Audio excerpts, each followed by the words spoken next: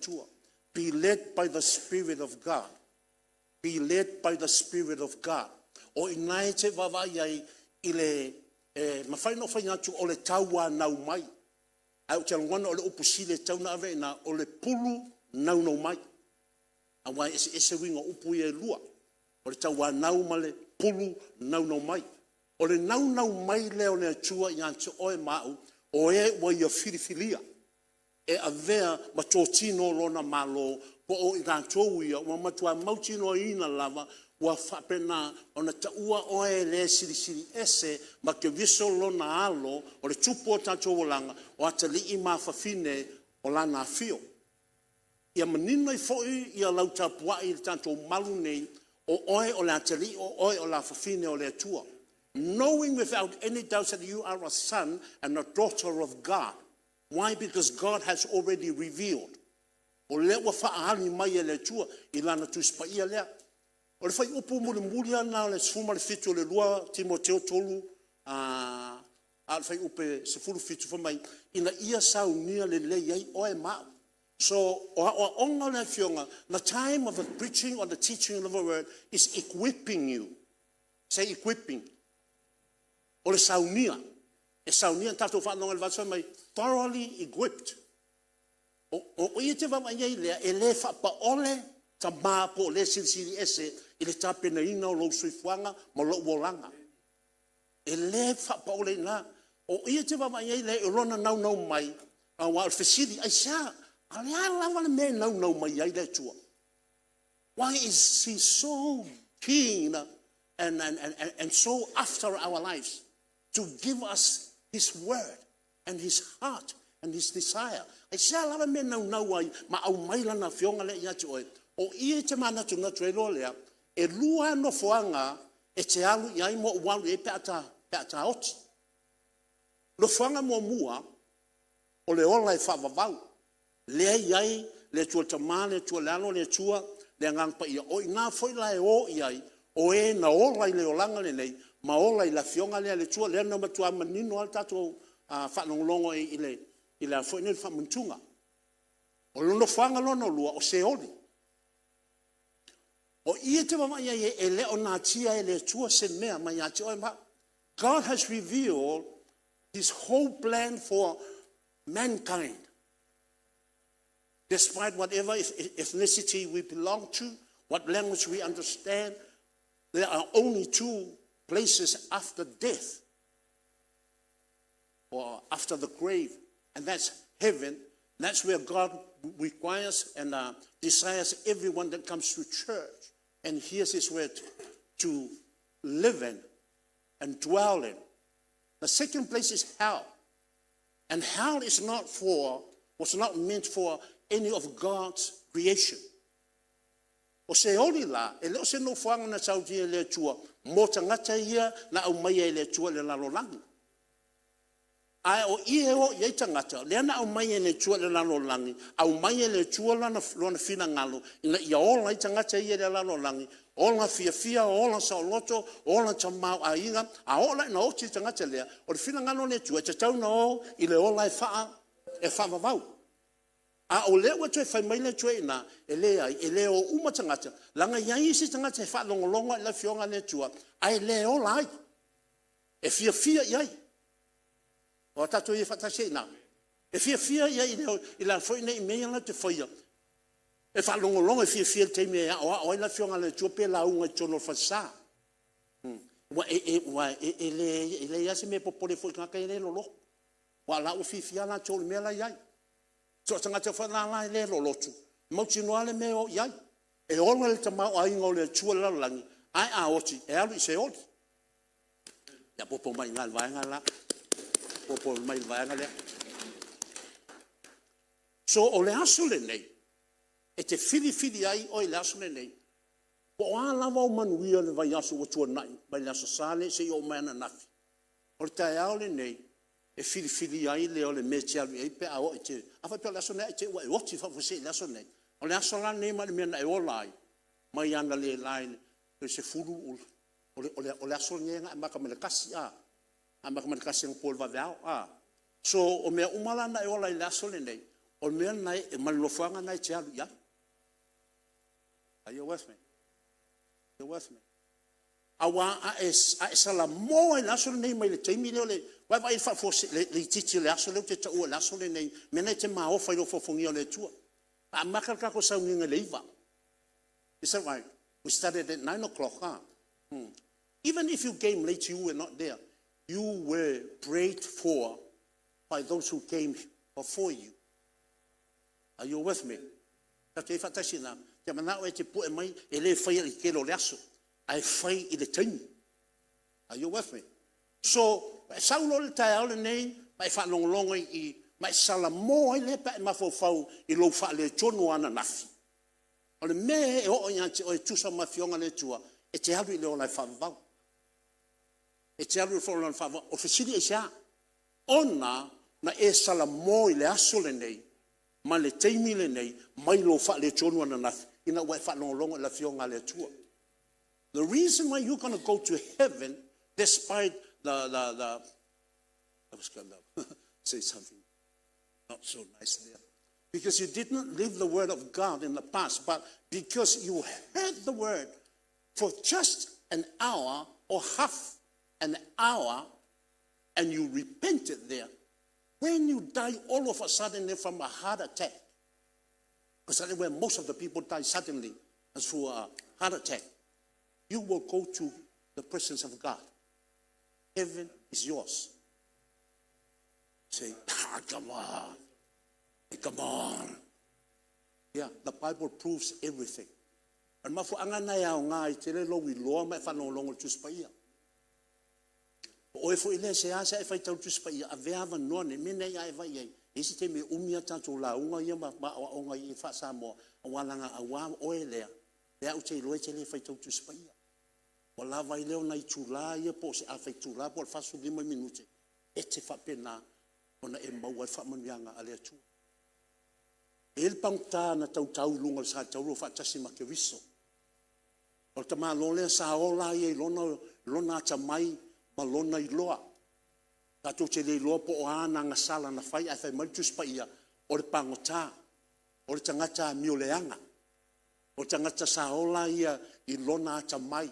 2 men were crucified together with Christ on the cross. I'm talking about being saved in just a minute. Are you catching on? Pai mai mo mau lai fionga le tua.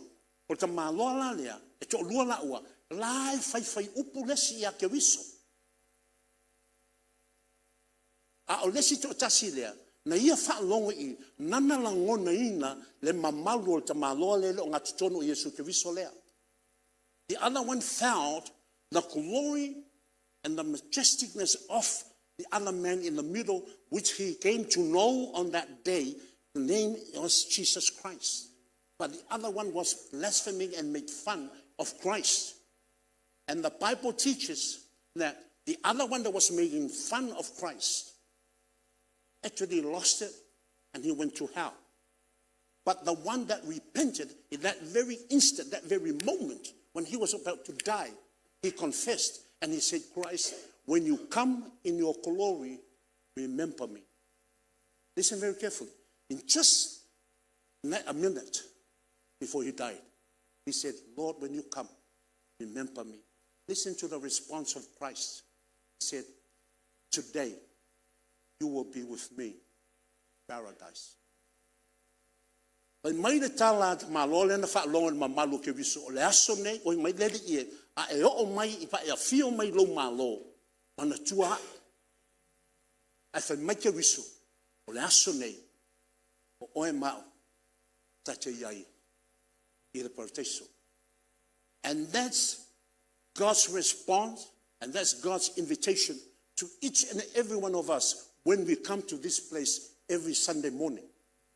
Ma ole au ngani mai na le tua ia tua ma awa la esi la fie le tua lo fa le tonu mo tato fa le tonu lo yaso atoa ma fu angala ma sene fa te ia e lo ma fu angaile na isa falsa.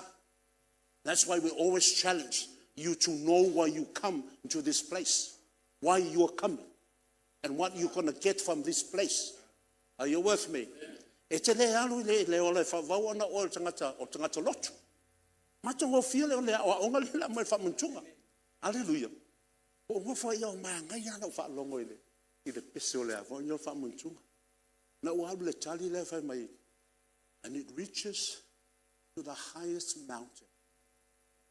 And from the highest mountain it flows to the lowest valley. I thought to myself, there's something wrong here. No whaalongo le pese whai mai e o atu. Le mano le toto le I maunga maualulunga. E tafe mai foi I vanu maualalalo. Ia o onga wha le mawhauwhau. E le tafe se vai o se mea a ngai lunga le mea maualunga. Are you with me? Are you with me? Ia le foi le lu ia I outou ia tu te le ia onga. Ia I nai. E le tafe le vai I lunga le mea maualunga. Ai tafe mai le mea maualunga. O fea le mea ia le vai. Ai lunga le maunga le vai. E su e mai ia le vai lea. Le nofanga pito I maualalo. E su e rona awala a ngai le sabi. Right? Ai lea ia se mea tafe a ngai lunga. Au infitala ile li ia tia o lona o fofongia lea. Sometimes you don't have to really hear a message or preaching or a teaching. Through a song, the Spirit of God can speak to you. And also through a song, you can pray unto God. Therefore now isi te mea e mawhaina avevi inga mapesenga mau te talo I luma o le atua. E tele loto e masaisai ona whaalongolongo I pesenga. Ia me se ala Samoa wa Samoa. Se asa I whaalongo I pese ia lok. A ia pese Samoa fo I e mangai ia walkera pese Samoa. E kele I tamaitai mali. Me foi ngai va ia Lagavale pa o pese ngai ke whaalongolongo ngai le vai ke minga. Ai ana o vatul vaanga lea. A vea foi ngai pese na e te fesile lea. Na mea na ina whapea le loto o le tane I le tamaitai. E te tauna yese me whamafua le loto lea. If you're still listening to the Samoana songs, there's nothing wrong there. But let that song speak to you and challenge your mind. Why is it it's so interesting for a Samoan man to actually go out and almost die for the woman that he never knows whether it's going to be his or not. He would even steal the things of the family so that he can have the eyes and the heart of the woman. O isi kaimi o kamalo loa o tane. E nga oi meo ainga. Nga ia maua le loko le afo inga le la ele lo si ol makua ma siko inga isi mea la ua le loa o afo. O le ainga ala ua alu le ula leanga le whainga ia whapenga nga ave o le ainga le.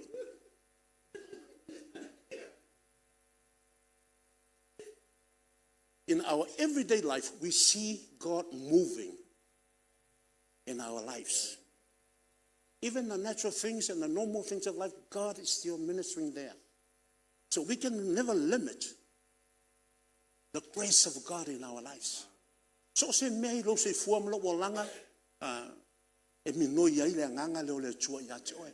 E fa matala mai ia te oe. O loo ia ona fofonga I lunga ia te oe ma.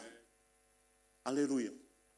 O nai te mao whaile a mea e au mai le tua mo tatou lang. So le tai au nei, na tatou te wha ma ai a tiri ai na ia whata mawa inga a tiri tatou e le nganga leo le tua. O le teimi nei o lo tatou, o le teimi o le nganga pa ia. The spiritual season we're in is the season of the Spirit of God. O lo tatou iei lava le vaitau le nei wha le nganga o le vaitau o le nganga pa ia. O vai teimi nei e taua o le church age. O vai teimi o le lotu. A wala o le lotu le wa mai anto ia e le tua lona fina ngalo. E ta pena whapito ai lanto ia a wa ia o onga la fionga le tua. O le lotu o se mea winga ese. O se mea mantua te whamai o le mea sa na tia mai ana mua. E le I loa e tangata e peru. Sa le I loa fo I perfecta e le se sila na la tui roina. Ai fatu a faali mai lava e le atua le kalesia po le lotu ina ua maliwi e suke viso ma whapena ona amata lolea e ona so dau apostolo ona atia e le kalesia e whatau nua I lolea ona fionga le tua so o vai teimi nei o amai antoa le nganga le tua ia I lantou e o mai I lotu ina ia lancho loa le fina ngalo le tua na lai ona whapitoa lava o na atia e le kalesia. Because the Israelites or the Hebrew people have failed in their covenant with God. Wa whaia ina tangata e Peru ma tangata Israel. A wa ia ina na tawhea Israel. I tu ainga se fulu ona o la lancho leusta ia o le whengainga na mai e le tua ia i lancho. Are you with me? Totoia e loa leo e tu ainga e lua le ta ua o iutaia o inana a mai e le tua no na nganga atoa. Ai pete iane fa le tono fo in lancho. They even failed to fulfill the covenant with God. Na fa ta fea fo leo ne tua i lancho o ie au mai ia o onga le ia te oi mau. A ele tu mau I la wasinga whengai ngā mele tua e whapei ona tupu ia Israelu e whapei ona tupu ia Iuteia tangata sauta e tupu fo ia te oi maa langa whai maina whionga ne tua I e peru e suma tolu alon whai upe valu o hao ne tua o te leli liu mai le amatanga le mai a kenese se I o mai le vai teimi leo le tusi leo e peru mai o te leli liu o ana nafi o nei e o ile whavavau. He said, I will never change. I am the same God from Genesis, even to today, September 2025. He is the same God. And the greatness of God, He has given us His word. A lona ofo fongia lea, wa au mai ia choe ma u lana tusi pa ia. Ai se ale tusi pa ia, leo tatou loa, e te malama lamai, ma o malama lama I tātou o tangata ia o mai I le lotu. I le mei, I le fina ngalo le tua. Are you with me? Tātou iei whatasi e la. Ia eilo ina mafu anga wāna ina whai le lotu. O le lotu le o lantou o whiriwhiria e le tua. Because it was a mystery. A le ua whaahali mai loa lea. Ia I tātou. Au a mai whanale a tātou le kalesi ai inga. There are conditions. Although the revelation is given, but He's also given the conditions and how we should respond to Him. Wa amai ia inga ma wa onga mea e te tau ona e soifua ma wala ai. I te tono o le kalesia. E te le sau ai la lotu pule o I lau me fai. Are you with me? Tatu ye fatasi na. E te tau ana e malama lama le mea ia wai. E to tino tato wa faola ina wa te lia ke viso. Tato te alo lofa ia ke viso. There's no question about that. But our love for Christ is very, very narrow. Watato tau tino a ke viso e vea malim whao le tauna. Ai on matua papa uia. O lo tato alofa ia Yesu ke viso. Are you hearing? O e whafonga ia ina. O lala papa. O le papa ule na o le aso sa le te ulu mai ia nei. E te loa ina mamalu o le tua. E mai loa I fo le lofa o le tua ia te oe. Are you with me? Ai a umalo I wa ulu atu fafo ma le afo I nei ma le fai tutoa lea ma ulu atu fafo ma le pao le nofoanga le nei. Ia o toi alu fo I lalo ma fofau I mea masani ai lau soifua ma lo wolanga. Are you with me? Are you with me? Fafonga le mai. E te alofa I le tua. Al fa fita ule o lo alofa. E papau. E papau. Wingo le papau ia ina. E te reo mawhai ona e o le loloto mea wa uman sauni e le tua moe. Siri aisa. Ia wha whenga loloto lo lofa pe a whai. E te le sa ili le tua ilan tuispa ia. Pai mai le tua o ie ha oa o ai oe. O ie ha oa I ai oe. O ie wha tonu ai oe.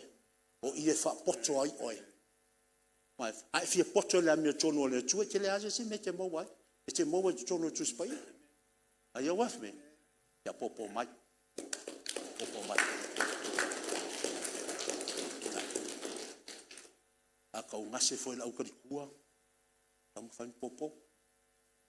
But you should see yourself in what I'm sharing right now. A o fa soa ia te oi. E te man o te manao ia te oi. E vava ai ai le upule papau. Le upule loloto. Le upule o fai tau tuspa ia.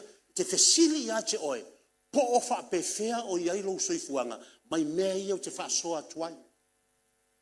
You ask yourself, you challenge yourself. Are you doing these things? What are you doing to these things? Otherwise, e te iroina, le wa umanta umai, e le ngata whamantunga o nei, e lua no foanga I tua to le mel nei. Le ola e whaavau, ma se ori, e whaavau fo se ori. Ma te ngo fia pe ne e mai le whaasoa mai al whai au al whaamuntunga ina.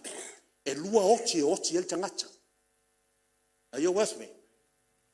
We die to death if we do not commit our lives to our confession with Jesus Christ. E lua oti el tangata. E tau tino Yesu ke viso nei e vea malim whaola lona o langa. Ai le ola ai. O ia la le nā. E o whaatasi matangata ia wai le lalo langi. Le lao le lantou a ia me whai le lao langi. Na le ola songo fuaru whai ngaruenga. Sau inu ava mea umalava nā. Pala vale solo wha aleanga mea solo. Nga oi solo ina. O le lantou a nā o langa. Are you with me? Wa fili a lantou ia ina. E ui olai ai le malama mai le loa. E peia o oe mao. A wa suila o e mao. Wa tatou whaalongo ia fionga le tua. Wa tatou whaalongo le matango fio le tua. Ona tatou wo mai ai lo lea. I le malumadu. Pero le aso le nei. Le wa tatou mai nei. Me foi le whaalongo lo mai o tōwia o tatou paanga nei. Le le al whai mai alus falsa. Na ia e lango nai le na o isi mea ma e ola whaatase i maisi tangata. Wa ai po fio no whanga nei te ina. Pala au mai le whailoa mai. Ia mwhailoa na ua tua ia te oile mea o lai ele kale sia. E te ola e leo e kale si o mo fo I ola I la fionga le tua. E fo nai tauna e malama mai. A so soani e tuaile na ia te oe. E fia wa ai fo I nei mata ia te oe le ola e whavavau. Right? A na ua e sau e role nei ole amatanga fona. And because you have chosen to come to the church, that is a good start for your spiritual walk with Jesus Christ. Are you with me? Ta te whatase na. O me ne lo ni me fo a o me toe au mai e toe sa ve wa tili ai e toe ta pena tili ai me nana o mai ai le lua Timoteo tolu su fitu ina ia sa unia e lei ai le atali I mala fafine o le tua. Are you with me? Are you with me? So ma fo anga na e mai ai le o mau le la wa sau ni wa fa lo le fionga le tua ma so sesi ai sau le ma malo le tua ma faina la tue lo ina le ese o le tūlanga I ai no whanga whapenei. A ho ina vivi I tangate nei ma ala langa e te langona le mamalu o le atua. Me whanai te langona o lo whainei le anganga whaftai. A wa ese a le langona lewa I ina wa esa o mamalu o le atua. Ai a whai te le langona ina mamalu o le atua ina I le teimio vi inga. Ai ai ale me wa lu ina I lea o lau whaalongo. Even if you don't feel the abiding presence of God during worship and praises, but there is something something happened into your mind and your mentality. There is a question. Why am I feeling like that? Why am I'm seeing what I'm seeing here? E lui na ile o lau wa ai na ma fape na rona on amata ona to si na ile oe. So I to sina le na mali liu an joy lo wolanga. Ma e tau tino lo leo ke viso. E ave mali ma fa lo matai lo wolanga. O ina le amatanga le na o le lua mafutanga po le lua fe ngainga ma le tua. Wa e fa longo lo ia ke viso e ave lo leo ke viso mali ma fa lo wolanga. You've heard about this man Jesus Christ. You heard about the awesomeness and the majesticness of his love and his grace for you. It's very open to you. O matua matala uma mai atu ona e tau tino lole a e le tau tino ke viso mai fai atu leli e su ke viso o te mana ona ia vea oe mali ma faola ma matai lo wolanga. So when you make that confession and when you invite him to come to be the Lord Master of your life, the next step that God is going to bless you with is sending his Holy Spirit to live within you. Ona au mai lo le tama o lesi whamanianga lono lua le na wa mai lo na nganga pa ia. Mantua wo mano whantu ia tantu ia sau tua nai. E le au maia pe le a fio maia nganga pa ia. I tangata la tau te le taria ina Yesu ke viso e ui o lai lo lotu. Are you with me? Are you with me? Let's hear the word of God. Let's understand the word of God. O onga mena whamau tu spa ia na mai a o i tatou. A whaia nan whetalai Yesu ki viso. e le afio mai le a foi le ngang pa ia i le lalolangi a jo a wai le loa i le lalolangi ngang pa ia e le tari tonu fo iai. Are you with me? So e uia la la ia le lotu. E u fai awa lewa na ia le lotu nei a fai a tari ke visu. Rono winga i le ia te oia ngang pa ia. You see, you witness what's happening as how the Holy Spirit moves within the lives of those who have committed their lives unto His leadership. But you will never enjoy and actually experience those things. E uia lana e vai mai whalonga inai, ai le ma whaina tupu ia te oe. A wā whaina e te le ialu I a wala a mai e le tua. E isi au onga tau le law of sequence. O le law of sequence he, o a wala po o me whai le tua, e iei ona mga ala a matai. E te talia mua ke viso, ona e talia lo le me wala a wina le angang paia, a fio mai lo le o le angang paia, ona e ola lo lea, ola tali tonu, e ui o le te ola I le lalo langi nei. E oi fo ina e ola I whawhita auri, a wa umana e talia ke viso ma, wa umana e talia ina le angang paia, a e le whaia ina lo o langa, e ui te whenga I whawhita auri na. Even if you have confessed Jesus Christ as your Lord and Savior, and you have invited Holy Spirit and surrender your life to Holy Spirit and His leading, you will still face afflictions and challenges and tribulation in this life. Are you with me? Now, Father, you say, Father, te saula ya ke viso, manuia me o malava te leto me. A o sau ya ke viso.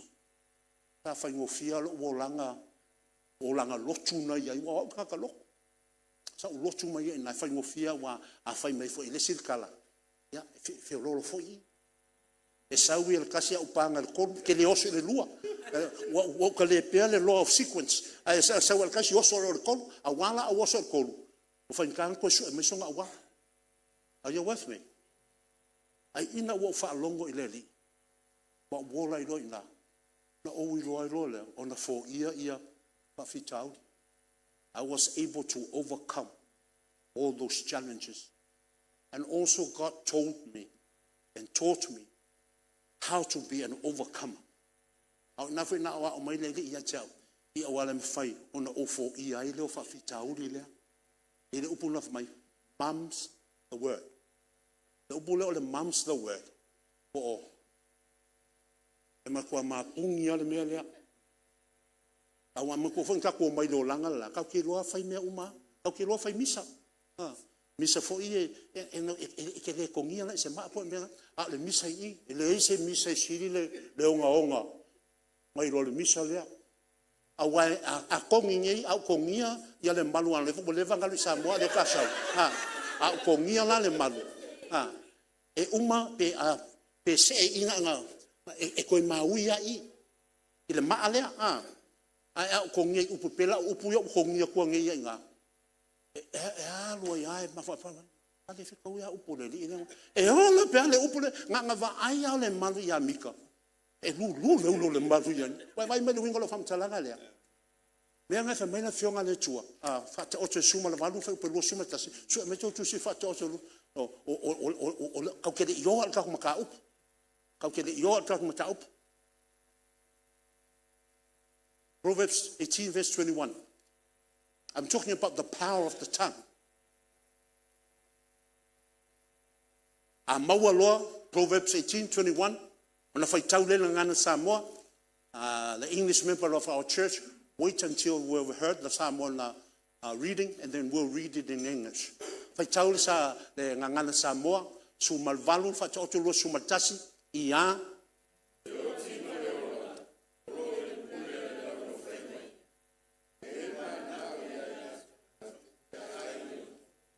O le oti ma le ola o lo I le pule le alo lau whaiva. E le oki kangaka ma. Ai oki kangaka I lau upu. O le onga le nama le matautia o le afo nei o me sau I lo fofonga. E ola I lesi tangata. E oti e fo I lesi tangata.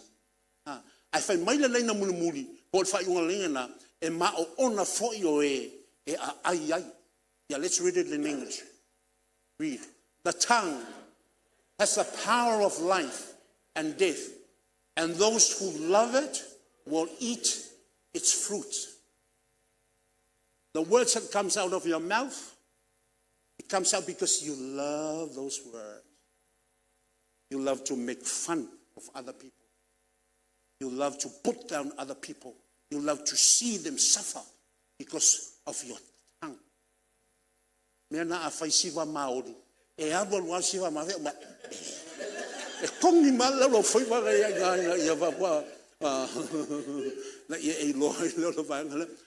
Why may your malole to? These are the blessings of the kingdom. And he's opening up them up to us so that we need to understand. So, aho omalitai aulene o oe e makua I longa oe makua makau kio me sau I lo foiva. O me hoki e lesi tangata. Pa mole se mai le usoe. Ole aso ni pa tangangang pa ie koe faa. E koe fa mamalo lo foiva. Are you with me? Wa ele tu o ya ngang pa ia. Ma ngai alo fa alkanga. Ai ke fasiokia ka ngaka ngai I. Are you with me? Are you with me? Are you with me? Awa alea o ina tatou. Ma o ina tatou ma fa sino tatou me on tatou fa ia. E ke fialo ma I mau pe ang fa pe fa mai le. A fa pe to te anga sala ine. Ai no, a fai wo tu fa ola ina o mau tu a fai te anga sale lo lima. Ya na tu ese na lo lima ai alu a kolo kingo ma nga ia nga. What do you think? Would you rather that you are not condemned because of your whole body and what you've done, but you're condemned if your hand sin by actually robbing and taking things that don't belong to you? Ike ngau ia mea ko farfai ngā luenga ngā e avea o ngā kou a inga. Hola ngā la e oki ngā. Whai mai no leo tama, ia sau ai o lo rima kamakaua ngā sa e ngā oi ai. I mea leo ngā oi. Ia ave ese la e maa ngai ana ngā. What do you think? E ari pere ngisi, o lan me ke loa. Ia ngofo ngā le rima ai alu a kolis kio. O lalo fi ngalo e. E maa ngai ana ngā. A wa e fesile e kia whaku, maa ngai a kiri ngā. Ngā e laku lo leo lo le whavau. E loa la ka lo le whavau. Wui. They will know immediately why you haven't got your full body. Are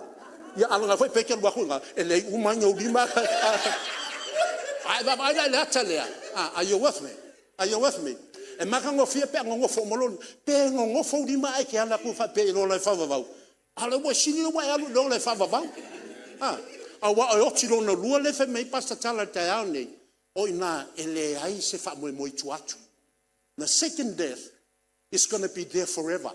There is no peace and there is no rest in that place. So e manga ye la nga ele le ya le alu wa ngo mo di ma ala nga pe ke vai kas. Le fionga le tua. A fa mamata o le tua. E mama a tua. O le ale fa le tonu I. Me fa la ngo fa pinga. E mangai ka ko lo le fa va o ngo wa mangai o mau ka ko la a o ia a ka ko lo le fa mai mai lo le fa la me no la me ko pula so ngai lo le e na la fa le chuno fa au le a se la me wa e lo ngom lo fa nga. Are you hearing? Are you seeing the quickness of I mean still nga pati le chu. Yeah. Bui, ba nga pe ala vai lo inga.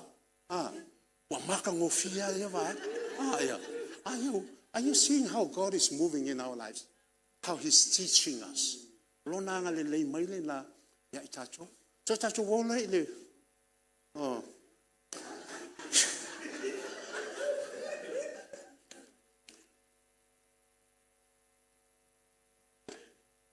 Ya, tato fai tau mata upule na mai e te ina I tatou. O le ngome valu, o fuono, I tolu wiva. I've got 10 more minutes. So if that's all you're going to hear of the word that God has given me for us this morning, that's all good. O wale upule na mai ya o ita ua. If I'm not going to share the whole passage, we'll be reading Romans 8. Verse 26 through verse 39. If I'm not going to be able to preach that, share that, and teach that this morning, That's okay. But we're going to read it. And what I'm asking for you now is to hear God's prophetic voice in Revelation chapter 1, verse 3. Blessed are they who read these prophecies or read my word and hear my word and keep it in their hearts, because the time is at hand then to have the full blessings of God through that word. A whai e le mwhainu la uwha soina le mata upule le tai au le nei. A le ala tato whai tau ai. A e whai tau mai mana tuaina le awa ongana mai e le tua. O le teimi muli muli a le na tato tue wha alongo ai le si ufonga i ova. Ua tue whetalai mai. A mai le ia ke viso. Mai ke viso. O le valo anga lea. A vatu ina. Ave le angeru i la lo i a Ioane. Au mai lo leo valo anga mai amu ia e whai tau. Mai e wha longo longo i nei mori mau. Po le tuspa ia lea. Ma la tau tausi ai maolai. A wa lata mai le taimi. So a tato iei i. Ma ai o le mata upu le tato te iei. O le te ino i tanto e lea ngang pa ia. Are you with me? So a e whai tau wai le Romana e valu. Lo fuono i le toluiva o le mata upu le na mo le aso le nei. Ma ai iei le ina po le alea o a onga nai au mai iei na. I le tūlanga o le nau mai o Yehova le tua au. Ma Yesu ke visolo tatu o li whaola. Ma nganga pa ia iati o i le mea au ona e whaia. Ia e po e ina mea nai au mai te tonu o le leina na luafuono e o i le tolu iwa. Are you with me? If I'm not going to be able to share and teach those passages of scriptures, I want you to read it with the spirit of understanding, so that you will be able to see for yourself, because the topic or the theme for our word this morning, our teaching this morning is to be led by the Spirit of God. In those verses, you see how God is teaching us as how to be led by His Holy Spirit. Are you with me? Not only teaching us as how to, but you also observe there the consequences and also the blessings of being led by the Spirit of God, or for rejecting and denying the leadership of Holy Spirit in our lives. Tato mamlam fatasina. Tato e fatasina. Mantua le winga na o afoine o onga o winga foi na la unga. E mai le urutala. A mai le mata up. So le tai ona pio no fanya china. Na amata na famatala ina tato pa unle o se fulu minuti ale o te lima. So e mo wai nai le le mea nai e nau mai le le ia ti oi. So we're going to read that. We'll read it Samoan, but English members of our church, please read that to yourself and observe what the Bible is saying to you. So Roma Valo o sumaleono i le tol sumaleiva. Te langona e mole a toa i tato 5 minuti na te toa i na. Tato fai tau fa tasi ai fai tau fa tai fai tau manino. Fai tau sue. Read with searching eyes and a searching spirit. Maua mai. Maua mai. Aua le fai tau wina ona I tau na fai tau wina. Read with searching spirit and a spirit of understanding. Because as you read that to yourself, Holy Spirit is there. He will minister to your spirit the things that are contained in those verses. If I'm a tana e leanga pa ia te oe, mea nei tu tonu o maule na, o fai upo te tasine na, ro mai valu, ro sumaleono, tato fai tau, I ia, e whaapea fo'i leanganga, o na fesoso ani mai, I lo tato vai. A wā tato te lei loa, mea tato te ole atuai, ma le tusa. Ai peitai o le anganga, e fautua o ia mo I tatou, I le oi, e le mawhai, mai tauina I nā. See what Holy Spirit is doing on your behalf. Tato e whatasi I nā. Tato e whatasi I nā. Vai e nai lo wolanga te talo. E stemi te le loa te talo I le li. E onge foi. manatu. A o ia te loa ai lea. E aue te le tatalo ai. A wā olo ia ia ngang pa ia. E whapena o na whautua ia ta mā mo oe. Mo vaivainga, mo vaivainga. Lo fulfitu ia. A o le so e loto. Wa sila fia e ia le fina ngalo le anganga. A wā o loo whautua o ia. Mo le au pa ia. E tusa ma le fina ngalo le tua. Lua su ma le fitu. Le vai ia ina i le mawhitanga ngang pa ia. Ma ta mā po i ova le tua au. Ta te whatasi na. Lai whai mai e malama lama ngang i ta mā ia ngang pa ia. So le mea lai whai ngang pa ia. E whautua ngang pa ia ia ta mā. Mo oe. A wai ala na whautua ina ia whai ale fina ngalo le tua i lo wolanga. Are you hearing? Are you hearing? Mea nei te vai e ese le tau wolanga le ngalue ngang pa ia. Mo lo soi fua mo lo wolanga. Lo sumaleiva. A wā. All right. Sorry. Whai po lo sumalevana. Ia. Wa tātou i loa fo. E ngā lulue whaitasi mea uma. E le le iai lantou. O e wā lofa atu i le tua. O e wa wala uina. I lona fina ngala. Le leina muli muli. Le leina muli muli nei na. I te vai iai lea. E le whautua nganga pa ia mo tangata uma. Are you with me? E le ngā lue fo i le tua mo tangata uma. Are you with me? O tau te whaitasi na. E ngā lue le tua mo e mua mua e alolofa atu ia te ia. Lono lua o e ua wala uina i lona fina ngalo. So o le tele o teime wha o ngai tangata le whai upu le lua suma le walwa mai. Ia o tau te lofa e ngā lue whaitasi me umalama mo e alolofa mai le tua. Pa tau te le malama lama i le winga o mau ia. E le o tangata umalava. Na o e a e a alolofa atu i le tua. Le alolofa i le tua wa umana o a make visu. O le tatou usta ia le ona tula fono. So a whaia tatou te ola wha sama noa. Umana tatou loa me whamei le tua e tatou te le olai. E le isi alofa ia te oi mau i lea. I le tua. O ina whaila tatou te loa ai. E le o tatou wa wala awina i le fina ngalo le tua. Right? Ka hua lua sumaleiva ia. A wā o e na sira fia e ia ana mua. Na ia to fia na mua fo. Ia fōlinga i lantou i lona alo. Ia fōlinga i a te ia. Ina ia avea o ia. Maulu matua o le auso e to tele. Le leina nai whamanatu i a te oe. Lesin mau o tatou masina ne o kuso. Ma masina se tema. Avea Yesu ke wiso mo tatou. Whaiteinga. Let Christ be our example. Let Christ be our role model. Right? Mea le whamai na whaia oe ma wala awina oe mau. Ina ia e fōlinga i a ke wiso. Are you with me? Matua manino ala fionga le tui na tatu wot fai upo e tos fulu ia. O e na to fia na mua e ia. Wa vala awina fo i lantou e ia.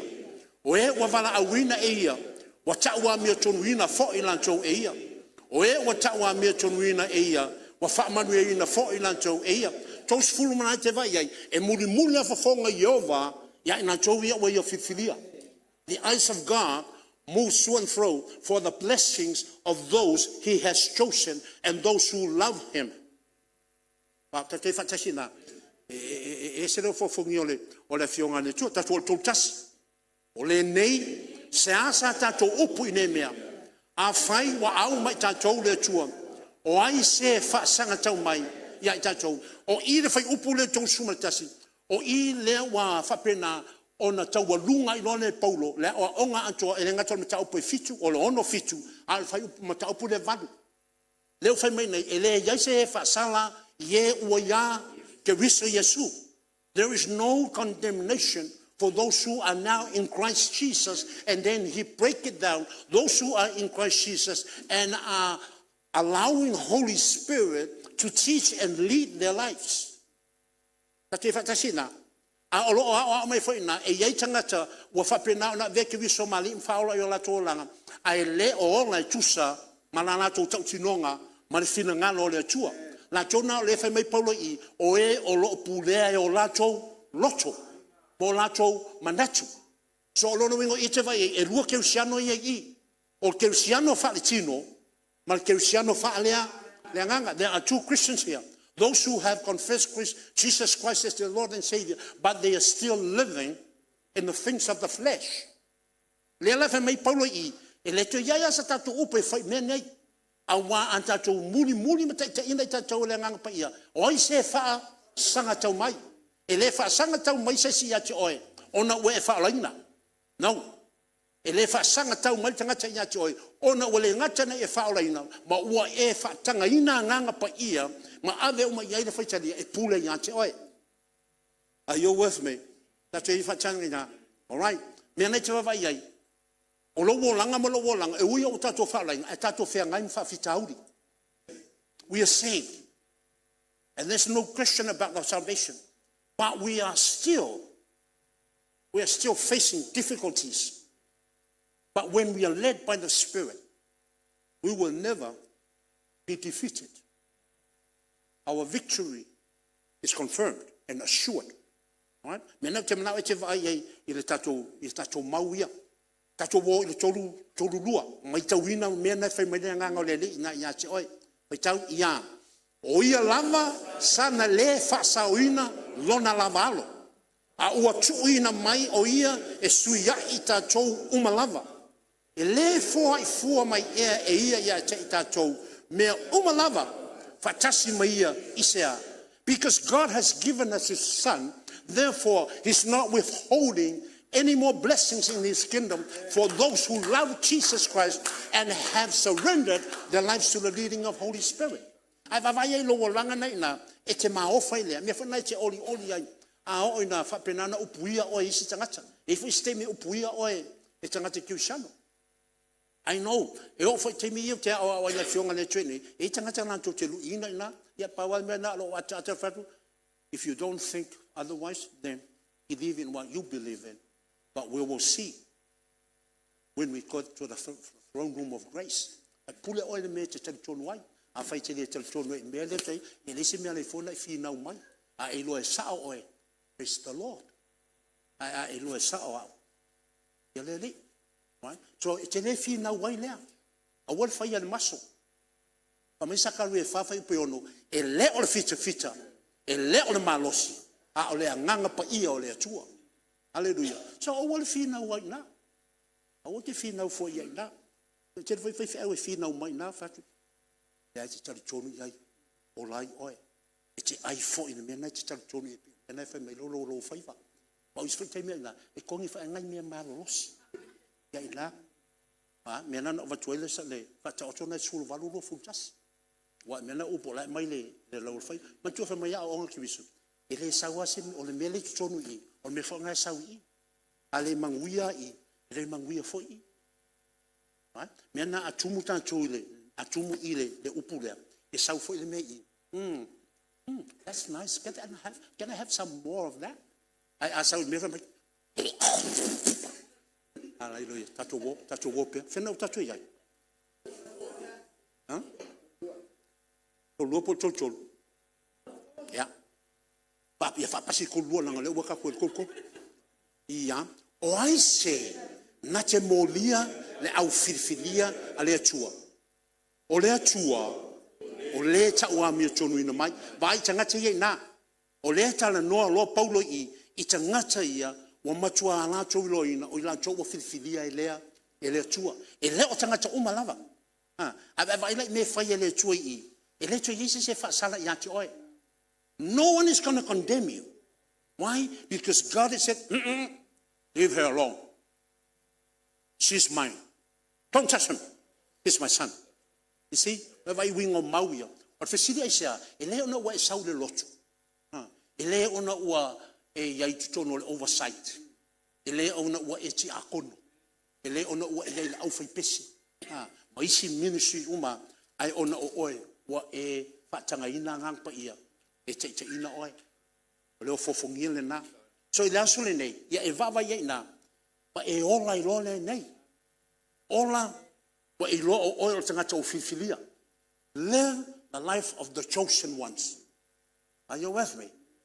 We chose in times of tribulations. Ori, i te me whapinau nos wha iai oe isi tangata. Ngā le aka ma le fia lava. E le ise mea wā, a e kari lo iai. E ke kei fo le wik. E kei loa, o iai mea iai a te au tonu iai na. Ia is whai kei mea le li foi. E kei loi foi le ia ngā ia isi mea ngai a. Ok, ka kowo le consumer kas. Live this place knowing you are a chosen one of God. Live knowing that you are a chosen one of God. And understand why you are called the chosen one of God.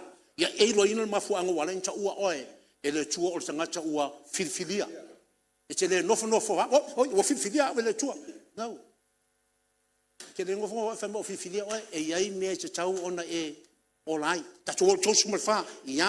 O ai se na te whaasalaina mai.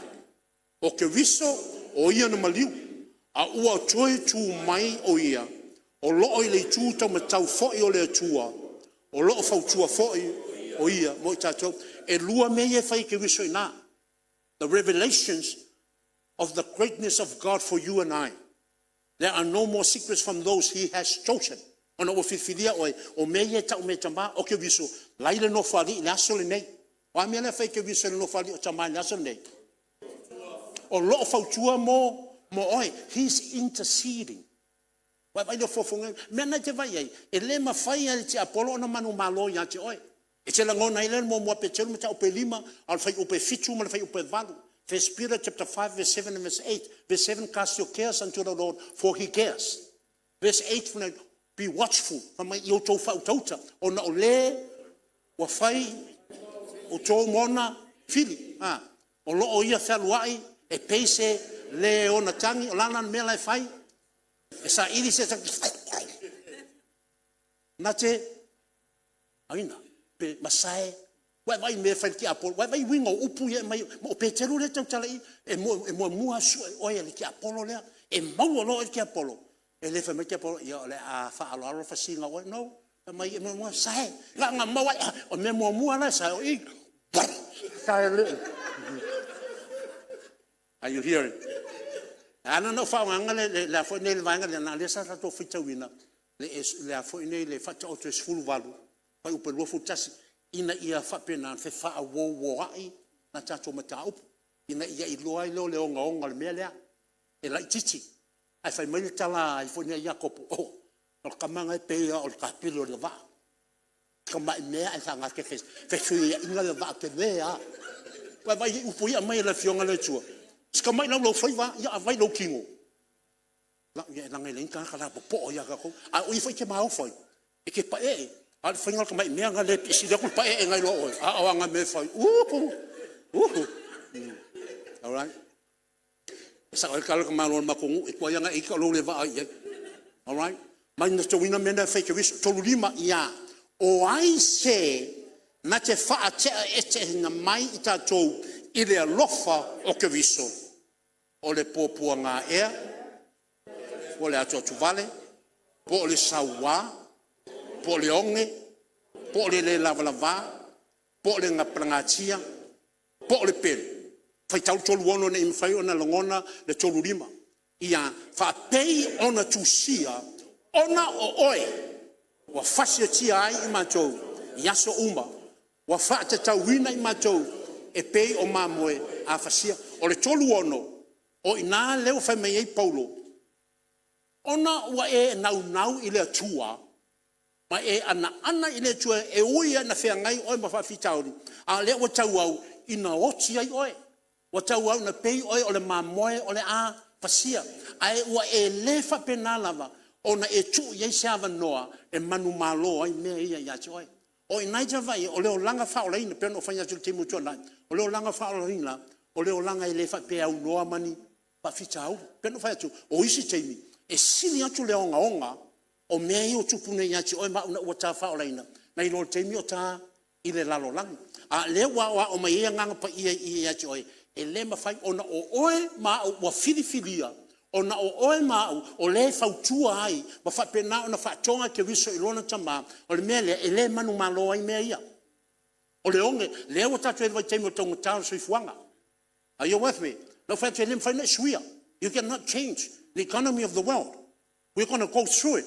But the greatest news is that greater is he that is in us than he that is in the world. That we are able to overcome all these difficulties that are coming. Awam leone mo mo yanam to pe fa la fa na ue Yo total fat to chua. Awa wa sili malosi o le o tonu ya choe ma na le o lo la lang malosi le o le ngato tama le chua le ano le chua le ngang pa ia.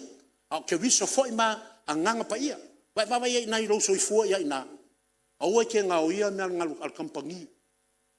Ka lango I la fionga le ane chua. Awa fa mai o se na te fa te ai se ina ta cho mai le lofa o ke viso. Le lofa ke viso le mia choe. O le si mete ngau ia fo ina me al company o lo ngau inga o le taimi.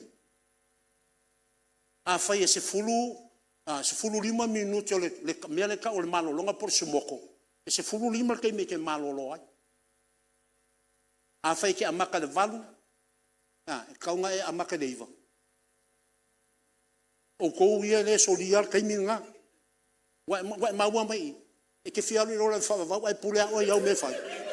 A ele loa ola I meo lalo langi nei. Fa felang ka ola I meo langi lunga.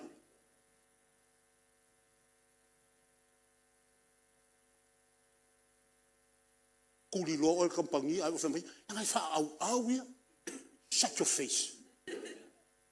Are you hearing what the Lord is saying? O mea ia fa kalkala ngoa ia ka ko. Alo fa mawanga o whainga luenga fo ia. A lela wa mo lola wa o mai ia umenga. A misa kai meo smoko. O smoko ke foi malo lo nga le o ba nga singa ia ma o ko sa foi nga ia yo ko nga kalangoa ia a le la wa nga ngai wa le wa inga ia o ko la le o mai ngi fa pe a se ma fa nga o foi mang leva nga manga o kampangi e fa si ro ko kong ia fa fenga si mai e le yo fa nga lu nga al kamala ma kengela e pa wa me le a o ke no malo lo e alo ia ko nga oi a ko ia so o wai ke fai kio pa o mai ka fo a mai ka fo nga luenga si kia lo la ko kongia a wa wa ka fo be fa ma tu spa ia e a vea e muri mai ai a vea e na mo mai wa vai me ka ke mo pa wa nga me mai o mai ku lo ra fo o ngo fo nga wis ka ka ia ai yo with me e ke le va ai le pule e ke va ai mai ka le yo luma o fe sili ai sia la nga fo e ke le fa mao Mamagesi nga mea. Okay. Fai po fiere la tato iai. E se le manga yol kai inga o kan ko wele nga nga ole ri. Fiere o tato iai.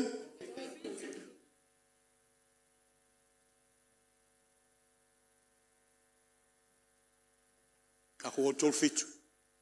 Ia, tol fitu. A ua tato manu maloa ia I nei mea. Ona o ia wa lofa mai ia. Vai ai. O le aso le nei, o le aso le manu malo. Every day you confess that. Every day you thank God that you have lived a victorious life. So leo fa me wa tatu manu malo, wa manu malo, e leo se manu malo se so tasi. Ala fa mtala ngol manu malo na ia na, tanu mai ua ai. La le wingo manu malo ia. E roll on e alwai lava le manu malo le aisia. Awala langa wai tonu ya che oi ia anganga pa ia. Our victory is because of who that is in us, not the one that we have confessed. E te le manu malo ona ole na e tau tino ia e mali mfa ole lo lang ai te manu malo ona ole wai tonu ya che oi ma. Awa o ia nai a mai manatu ya che oi. O ia nai te fa manatu ma ya che oi. My bro, remember you are my son. Don't overdo, don't break moments. Ko ia lo le ngaluenga.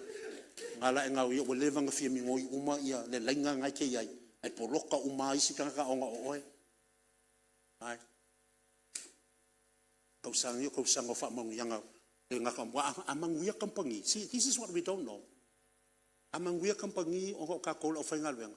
E fo si kanga fo alo nga fo. E mai pongis. A fa ia o mai ngi le ko mo wa se pongis. Na I lolo le. Pele o e le mafuanga.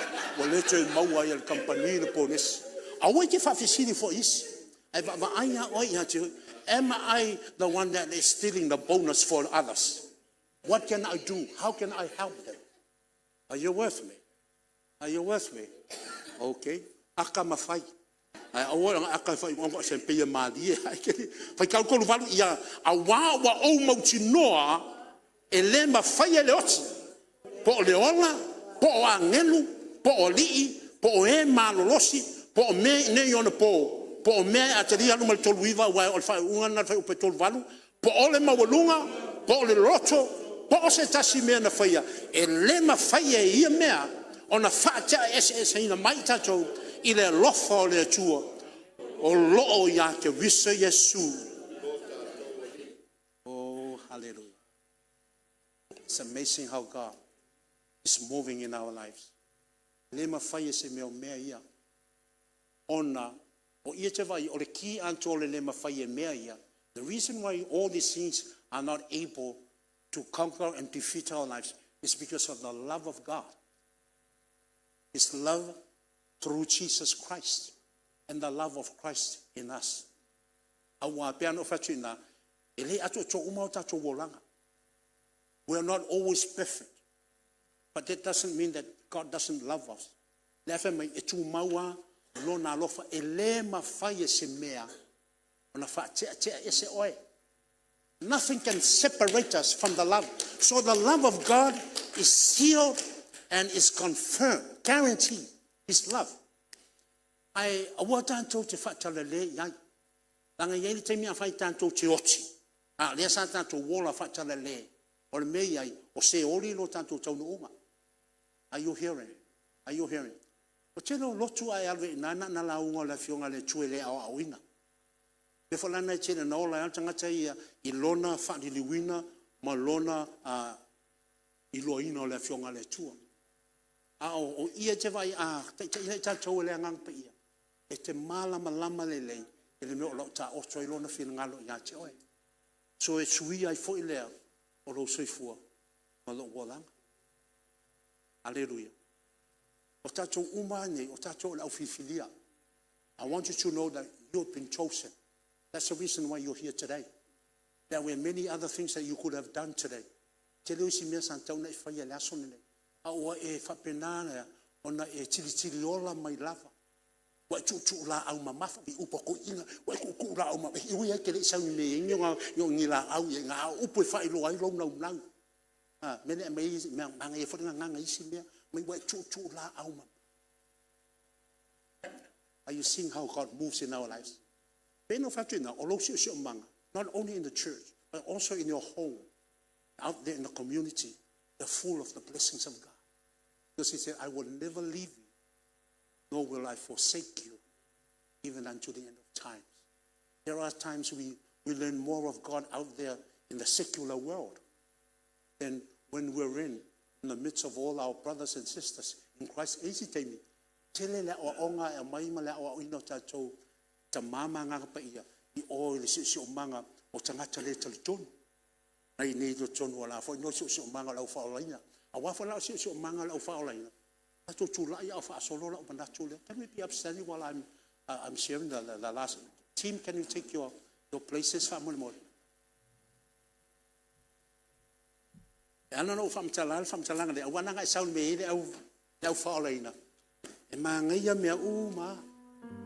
put on a nice face, a nice front, nice attitude, but that's not real them. Are you hearing? Taje vatashi na, bafuangala na ichele loa o ina malo o ina mamoli mamo tacho I o le sisi o manga o tangata de faolai. Awa ina foi fecha la yeiro le tua ya chi o ma I me ye fa le tonu o tacho ora. We've heard this word. He has opened our understanding to the secrets of his kingdom and his blessing. O yes te tala mai foi le oa o lona finangalo ma le mamalama le me tau ona tatou wola ai. Le o tatou whalonga mai o lea ea sa tatou upu e whai nei mea. What can we say to the things we have just heard and shared? Asa tatu upe whai ai. Ai au mai lo le to ina le mea na tatu te ma whai ona tali ai lea. Kamai awa a au le tua mai tatu. O ai se e whaasanga tau mai. So o le tali a lama le upe whai nei mea umalawa. Ia ei loe le aso le nei. O lo o au iova le tua ma oi. O lo e au fo I mai. Are you with me? Are you hearing him? So tatu uswe le pese lea o oi o lo vaiola. You're my living water. This is our confession. This is why I've asked the team, I don't know what's on your board, a song that you've decided, but let this song be our confession. Avere upule mata to tauchinonga. Avere peselea mata to tatalo. Oe lewa eloina ufifilia oe. Oe le te eloina il taiaole nei. Laita na noa tama ma Yesu Kiriso. Ai la foi. E whapena ona whaatonga nganga pa ia mo oe le taiaole nei. You see how the Trinity is moving on your behalf. Te whatase na. Aua te wavealu o lele I uma ia e alu a o lele I whaia kakau ki ngonga. Come back. Koe foi. Koe foi uma mai. Koe foi uma mai. After 2 hours mo le tosonga mai o la ko. E koso mama e mama fa ko songa mai. E manga e pe o mama fo le awi a fo le le la ka ma sai le pega. Ya o le ku fi ka fa le. Le mafua le wa. Hallelujah. Baba yatama. I want you to picture God your Father, Jesus Christ our Lord and our Savior, and Holy Spirit. Te mana o te vai fa le nganga. Ya tamale to taspa ia. Ava ai no tato li fa ola le Mesia no tato li o Yesu Kiriso. Mangang pa ia le tolu le. Mela la to te faia I le nofa ali. O lo tato tamai le langa. Picture what's happening in the very throne room of God right now. God is confirming that you are a chosen one. Wa ai a lo tautala tama ia Kiriso. Wa tau e Kiriso lo ingoa. A momoli atu oia ngang pa ia le tae au le nei ta watu ia ngang pa ia lo ingoa. Pa mai ngang pa ia tama Yesu Kiriso. Ena lotu mai metu le tae au le nei. Eo na mai umalona a inga malon tua fafine. Pa mai Kiriso tama na o maliu mo metu. Pa pauhia ma le la whanau mo lona tua fafine. Pa mai lo tama mo o fifilia I la tau. Vea mo wa tali na whanau mo wa inga wala na wa watu metu wa le fou lau wa ai a oe mao o loa ona iai lo suafa ma lo ingoa I tusi o le ola. Hallelujah. Wa e maua mai le ata le o afionga le tua. Hallelujah. Are you catching the heart and the Spirit of God for you every time you come to this place, that you know without any doubts of who you are and what the heavens is doing for you and your family. Tato whatase na. Tato whawhetai alo lea. O tato whawhetai ala le upu I le pese lea. E usuina mua mua ngan sa mua usuina ngana pesania. Na ave leo lauvi inga ya te ia. O tato tautinonga lea. We're going to sing our confession. We're going to sing our worship and our praises. We're going to sing our prayers unto Him. So let these words. It's a song of unity. A spirit of unity right now. O le nganga o le afo ino lotonga tasi. Tasi le ngana, tasi le pese, tasi le upu, tasi le fa moemoenga. Father, hear the confessions of our heart. Tama, e viso, nganga pa ia, o la macho tautinonga le nei. Pa manuia mai ai macho uma, I e tae au le nei.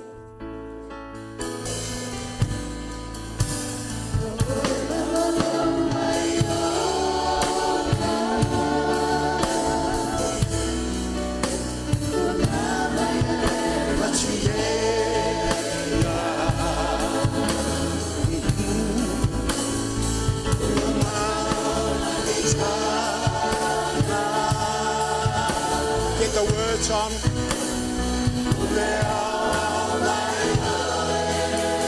Welcome, Holy Spirit.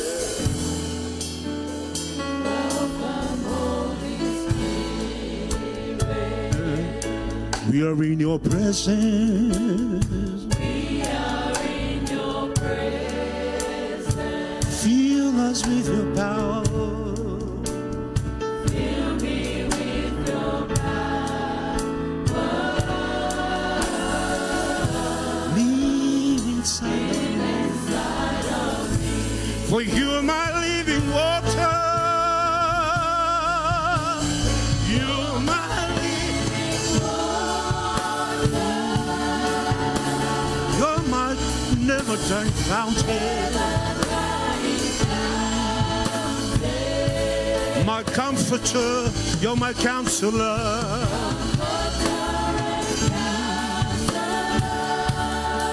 Take complete control.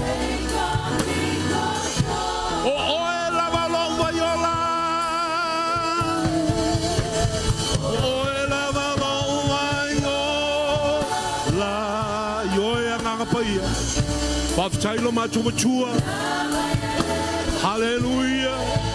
Hallelujah. Lema bai. Lau famanu yang ai lunga ya macho.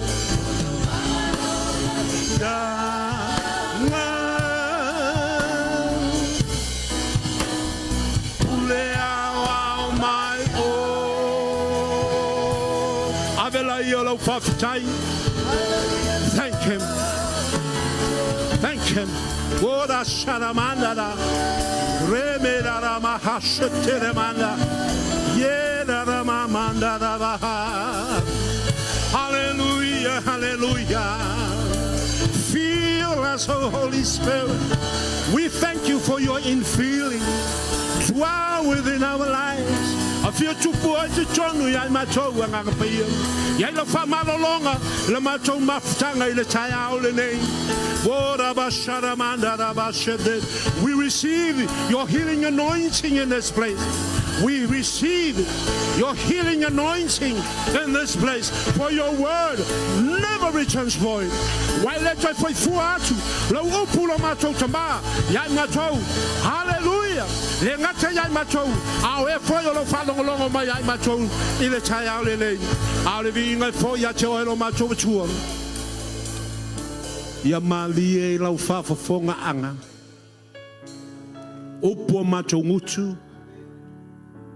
Mamana tuna tunga o macho lot. Fatino ina yo macho volanga. Fafitai. Macho chelefe silingia. We're not going to question. We're not going to doubt your word and our confession this morning. Hallelujah. Because you are allowing us to see in your throne room of grace what's happening there right now. Ele masal salo matuloto. Matutele tu fesili foi. Awa we vatu macho wanganga. Ilo lava no fali yo le lofa tu no le chai haole nei. Macho fa long long. Au fa pena ona chala no o e chama. No macho li fa o lo kiviso. Macho fa long si o leo ngang pe. O e filia I macho. O e chawa me tonu wina I macho.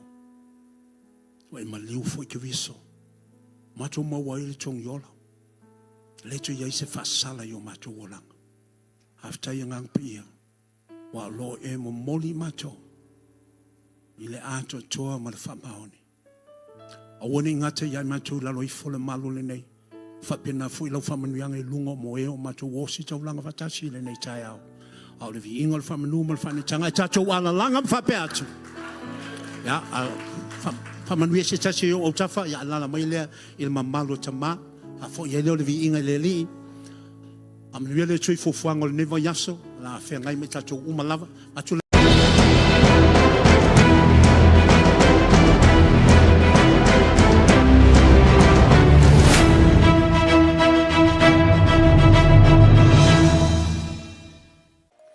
𝚟𝚒𝚙𝚢𝚅, Shalom. It is with great joy that we invite you to join the Global Kingdom TV channel's first ever trip to God's Holy Land, the land of miracles, the land of Israel, the land of the Bible.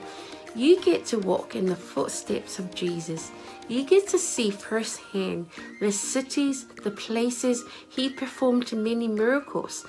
You can take a boat ride on the Sea of Galilee, see the surrounded towns and cities that the Gospels write about. You get to see the places that the Old Testament talks about, the places where King David hid from King Saul. You will see the Dead Sea, the lowest place on earth. You get to visit Jerusalem, the eternal capital of Israel. See where Jesus taught the scriptures from the temple. You get to pray at the Western Wall, a remaining of the temple. You will get to see where Jesus was once buried and realize he's no longer here because he has risen and he is alive and he's soon coming back for you and I. The journey to Israel will affirm your faith in him. It will confirm the teachings that we read about in the Bible. It will give you a deeper understanding of the Bible. It will help us in our journey of faith here on earth. And I encourage you, take this journey. It will change your life. It changed mine. God bless. Shalom, shalom.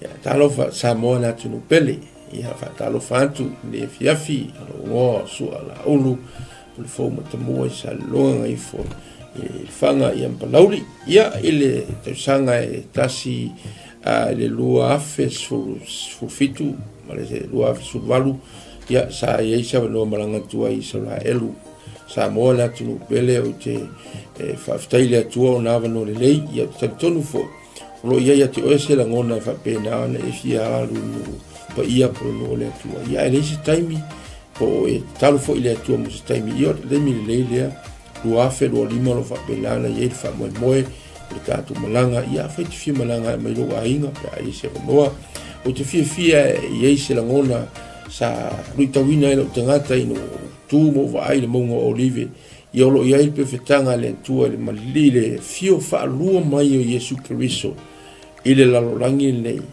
mai o le fio mai o ia ma tu vai on ao le mongo olive e fa fia ngai ma le malu fo ile Samoa a fia i loa tiri nei lava a mea matango fia na faia le tua na tupu mai o le atupu foi ia lo no le leile tato te malanga tu ai ya Israelu awane ingalo ya te oe familianga le tua ya olo ta tia yo ta lima ya ta uala volo ya ilfofuanga fa so tai pulenga tato Global Kingdom TV ya mapuki e loso va noa awane ingalo o se fia nga telefo ilo nei tangata ona ele tasi se site lo va pena ona tala no matus pa ya tau sanga malava ya loi malanga lo failoa mai ele au la to le fa pena archaeologists ona maua le vaenga ma le vaenga o le mea la fia ile nganga ma misia i nu pa ia Samoa ta pena le lua afe lua lima o ina te lo polo to e tūl maunga olive ia e fio mai lo mai Yesu to sanga ia lo fungia le tua fa ia fuanga ma plan mai le nei taimi se ia o atu le fa moe ona o Yesu. God bless you. Bye. Hello, Talofa Lava, Pulavinaca, and Shalom. My name is 𝗗𝗜𝗏𝗖𝗟𝗔𝗜𝗠𝗘𝗥, and I had the honor of visiting Israel twice, in 2018 and 2019. The experience really changed me. It was an experience of a lifetime. It was transformative. It was eye-opening. It was such a great time. I had encounters with the Lord that really changed me, that healed me, that I did not expect. It's one of those experiences that you have to go for yourself, to experience for yourself. So if you are planning or thinking about visiting the land, I encourage you to do so. Go ahead, invest in a trip, and go receive your portion. God bless. Ya, salam, talofa lava, wa pa anga kato Global TV so se tolera lang.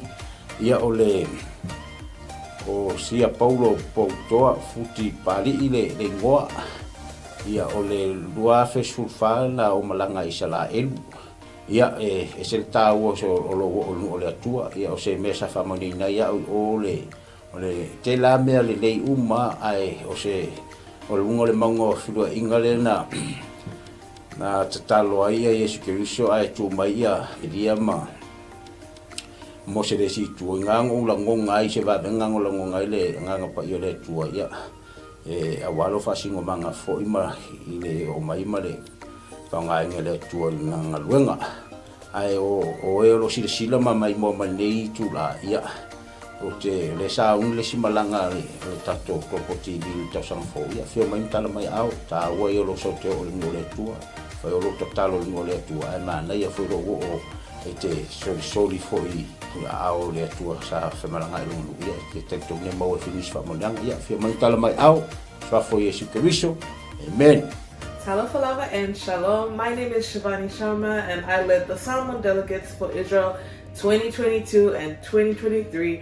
And both groups went to Israel for the Feast of Tabernacles, which was around September and October of both of the years 2022 and 2023. And I just wanted to come and share some encouragement and some quick encouragements for those who want to go to Israel this year. Israel is the Holy Land. It is the center of where our faith is as Christians. And I want to encourage you that if God has called you to go, to please take that step of faith and do join the group that is going this year with Pastor MIKA. And I want to assure you that going to Israel is a trip of faith. You may not have all the money in the bank, but if God has called you, I believe that the Lord will open the door and make the way for you to go and receive whatever He has for you in Israel.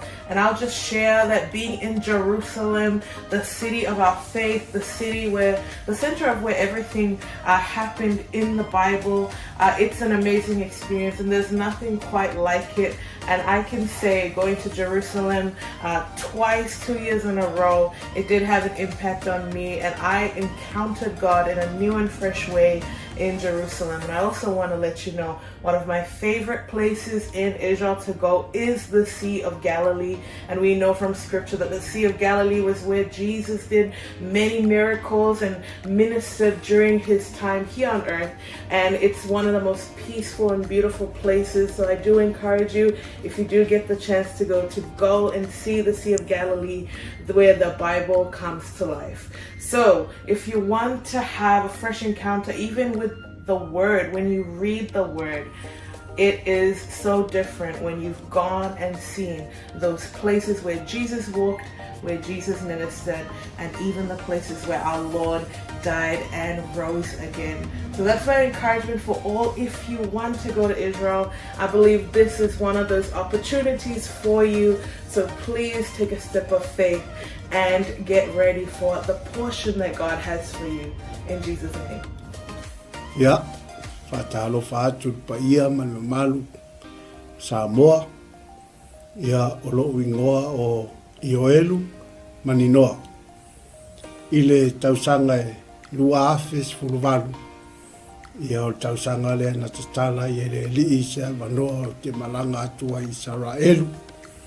Ia o se na fatu puina lava le fia ma le ori ona talitonu ese fole faitau le afia o ngā le atua. Ia ese fole vainga ina ualu ma vai matula u ele. Ia tele lava ni luitau na o mai.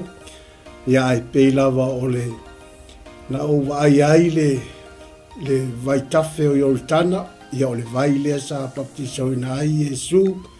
Ia o lea sa whaatino ai la mātou baptisonga. Tō tele I mātou 50 wha I mātou sa whaien mātou baptisonga I sunga foi whawhengai ngā peo na mātou iai. Ia la ngona lava le mamalu o le atua sa whaifoi le viinga, ma whaipesenga, ma whaile tautalonga. Ia ona o le anganga whaaftai le atua, le iawa noa tatala mai le atua, ia a whai o iaise mo I mitinga, ia te oe te fia malanga le nupa ia o lo wawa noa le lei lea ua saunia le Global Kingdom TV, ia le awa noa, ia e whai malanga atu ai. O no le swafo Yesu. Amen. Talo falava, o lo wingoa o e seta wapsuanga whaumui. Whaftai le atua mo le neia manoa o maua e mawhai ai o na o whaasoa atu I ate oe. Pe a whai o I ate oe se langona e te fia asia le no upa ia o le atua. Le neia fiafi o te fia whaasoa I ate oe. O se filifilinga tonu, ma le ame o tonu. I lo wo atu iai, o le a e loa ai, pei ona o wo iai, e te langona le iai o le atua I mea uma. Lea na o whaapea I fo ai lo uloto, le I tioa a moli mau le fionga pa ia le atua, na o si fea ngainga ma le nuu o Israel. Va ai iai le manuia I so se mea, lau ele o la autoto o mea uma, manuia ia o le atua o lo tali Israel. A whaila o ia te oe se nau ta inga e te fia asia, e maua lou a manoa, tātou te toe malanga whaatasi ai ma oe, pe a whai e te fia malanga, e le nei malanga o lo o tāpena nei, ia ona o le suafo Yesu, amene, ma amene.